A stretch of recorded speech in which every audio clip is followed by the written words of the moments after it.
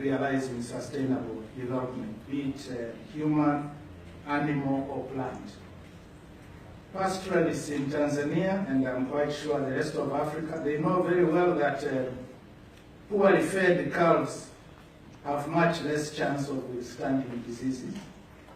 And similarly, our farmers know that getting a good crop requires not too much rain, not too little rain, and also requires well-fertilized soil in the early stage of crop development. I think the issue here is, why has this wisdom gone when it comes to human development? In Tanzania's experience, there are two sets of issues.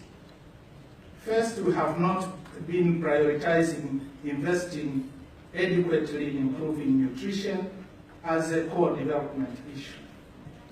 But secondly, I submit that even when we made some effort, we did not put those resources in the right places.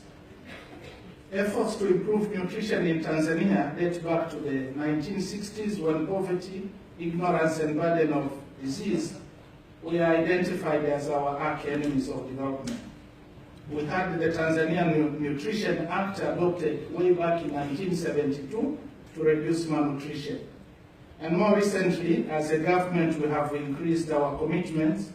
We have prepared and we are implementing the National Nutrition Strategy 2011-2016. We are creating a multi-sectoral high-level steering committee for nutrition, which is coordinated by the Prime Minister's office. We also have a multi-sectoral steering committee for nutrition at regional and district levels.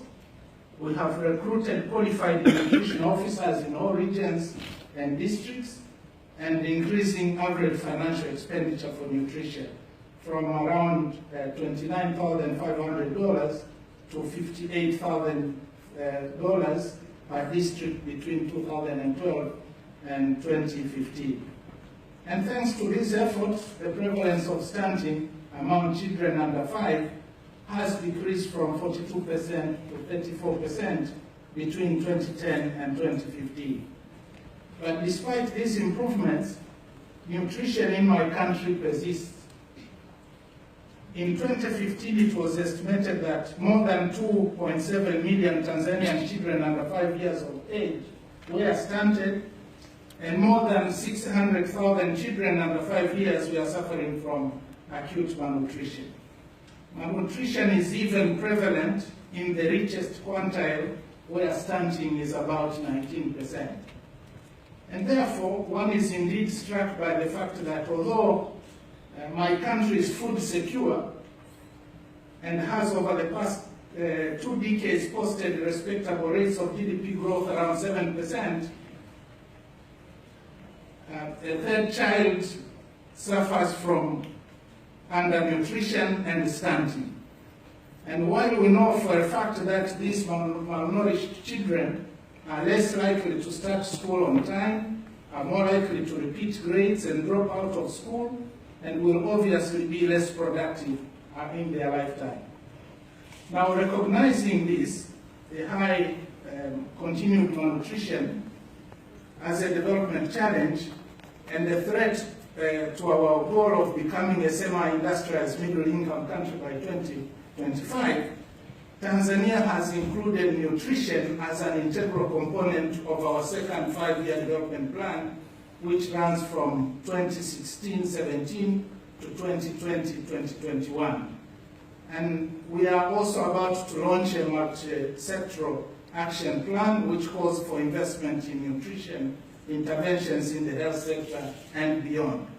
We have come to realize that we need community-centered investment in early education, in water and sanitation, and in nutrition-smart agriculture, using strategic entry points, particularly the Tanzania Social Action Fund, which reaches the poorest 15% of households. And the overall financial requirement for the multi-sectoral nutrition plan is about $268 million. Now, I wish to take this opportunity to reiterate the government's commitment to allocate $115 million as we stated in the second five-year development plan, to support the multi-sectoral nutrition action plan between 2016 and 2021. We also commit to scale up interventions to improve access to sanitation and public education, to promote breastfeeding and child feeding programs. And on the global agenda, Tanzania promises to continue participating actively in global movements like scaling up nutrition, SAN, implementation of the Maputo and Malabo declarations aiming to reduce malnutrition, and pursuit of global targets, including the World Health Assembly targets to improve maternal, infant, and young child nutrition by 2025. To conclude, I wish to ask my fellow ministers of finance and planning to commit to undertake well-targeted business and unusual investments to improve nutrition in our respective countries.